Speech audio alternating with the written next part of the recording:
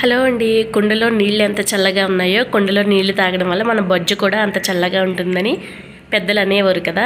అసలు పెద్దల మాట చెద్దన్నం మూట అన్నది ఊరికినే పోదండి. ఎందుకంటే అసలు మట్టి పాత్రల్లో తిన్నన్ని రోజులు మన పెద్దలు 110, 120, 150 సంవత్సరాలు కూడా బతికిన వాళ్ళు ఉన్నారు. ఎందుకంటే ఆహారము మనము ఔషధంలాగా వాడుకోవాలి.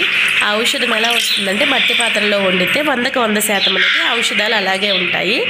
ఇప్పుడు మట్టి పాత్రలు మనం కొన్నాం కదా, మీరు స్టార్టింగ్ చూసినవి కొన్ని పాతవి కొన్ని కొత్తవి మార్కెట్ నుంచి తీసుకొచ్చాము. కుమ్మరోళ్ళ దగ్గర నుంచి మట్టి పాత్రలు బాగా చేస్తారు. వాళ్ళ దగ్గర అయితే ఒరిజినాలిటీ ఉంటుందని, బయట అమ్మేదైతే వాళ్ళు ఎక్కడెక్కడో పర్చేస్ చేసి తీసుకొస్తారని.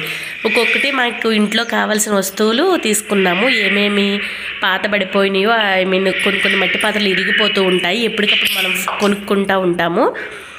అవి 2 రోజులు మీరు చాలా వరకు మట్టి పాత్రలు ఎలా వాడాలి ఏంటి అని చాలా కన్ఫ్యూజన్లో ఉంటాం.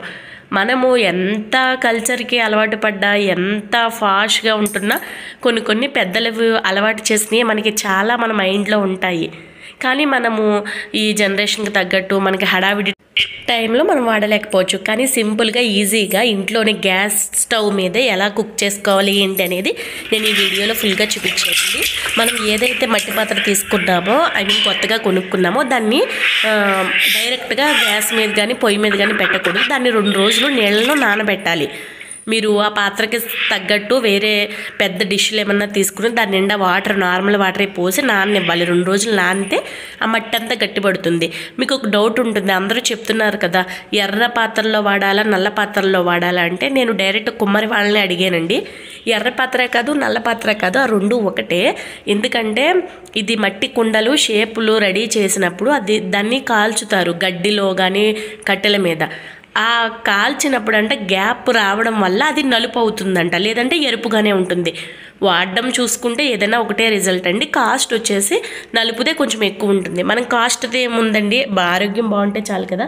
చూడండి మా ఈ పాత పాత్రలు వాటిలో పాలు అవి కాచేవాళ్ళం. కాచి అవి కొంచెం పలచబడిపోయినాయి. ఎందుకంటే మనం మట్టి పాత్రలో డైరెక్ట్గా పాలు పెరుగు పోసినప్పుడు దానికి చుట్టూ కట్టేస్తుంది. మనం అలా కాకుండా మట్టి పాత్రలో ఫస్ట్ కొన్ని మంచినీళ్ళతో కడుక్కున్న తర్వాత మీరు ఏదైతే ఐటమ్ చేయాలనుకుంటున్నారో ఆ పదార్థాన్ని వేసి ఉడికించినట్టయితే మంచిగా చుట్టూ గార పట్టుకోదు. నేను ఇప్పుడు దాన్ని స్టోరేజ్ చెప్పాను కదండి, 2 రోజుల ముందు వాటర్లో తీసి మనము గ్యాస్ మీద కూడా ఒకటేసారి హై ఫ్లేమ్లో పెట్టకూడదు, లో ఫ్లేమ్లో పెడుతూ ఉడికించుకోవాలి. అసలు మట్టి పాత్రలో ఉన్న విశేషం ఏంటనుకున్నారు, ఎక్కువసేపు ఉడికేది కూడా చాలా తక్కువసేపు ఉడికిపోతుంది. అలాగే వేడి కూడా చాలా ఎక్కువసేపు ఉంటుంది. మనము 3-4 అవర్స్ కూడా వేడి ఉంటుంది. ఇప్పుడు చూడండి దాన్ని ఎలా శుభ్రం చేయాలి అంటే, మట్టి పాత్రలు ఎప్పుడు ఎక్సో బార్స్ కానీ విమ్ సోప్స్ కానీ ఇటువంటి ఏమీ యూజ్ చేయకూడదని కటికల బూడిద వాడాలి, అంటే పిడకల బూడిద. కానీ ఇసుక ఇటువంటి స్క్రబ్బర్లు కాకుండా నార్మల్గా పీచుతో వాడుకుంటే అవి ఎక్కువ కాలం మన్నుతాయి. వండిన పాత్రలో కూడా డైరెక్ట్గా నేల మీద పెట్టకుండా ఏదైనా చుట్ట కుదురు వేసి పెట్టుకుంటే ఇంకా ఎక్కువ కాలం అనేది మట్టి పాత్రలు మన్నుతాయి.